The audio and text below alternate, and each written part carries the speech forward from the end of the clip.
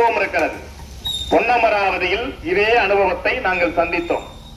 பொன்னமராவதியில் சாலை இருபுறமும் favour black கல் நட போறோம், டவுனை அழகுபடுத்த போறோம், நாங்க விசாலமா பண்ண போறோம் அப்படின்னு நாங்கள் அறிவித்த போராட்டத்தில் அங்க இருக்கிற தாசில்தார், அங்க இருக்கிற ஈஓ 2 மாதம் கடையை அப்புறப்படுத்துவதற்கு அனுமதித்தார்கள்.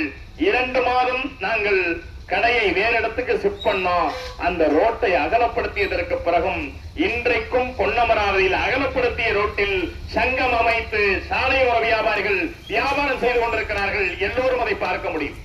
திருச்சி மாநகரத்தில் எவ்வளவு பெரிய மாநகரம், திருச்சி மாநகரத்தில் சாலையில் தான் வியாபாரிகள் பூ விற்கிறார்கள், சாலையில் தான் செருப்பு விற்கிறார்கள், சாலையில் தான் சகலவிதமான பொருட்களையும் திருச்சியில விற்கிறார்கள். என்ன தமிழ்நாடு அரசு சாலையோட வியாபாரிகளுக்கு ஸ்பெஷலா சில திட்டங்களை அவர்கள் ஒதுக்கி இருக்கிறார்கள்.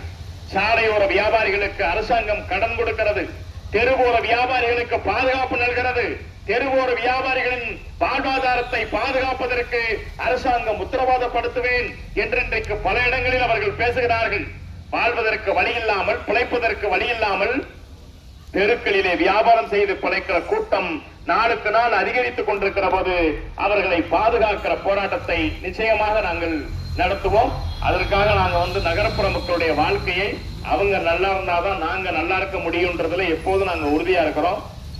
அந்த அடிப்படையில நாங்கள் மாற்று இடத்தை நீங்கள் கொடுத்தால் அந்த இடத்திலிருந்து காலி செய்வதற்கு நாங்கள் விரும்புகிறோம்.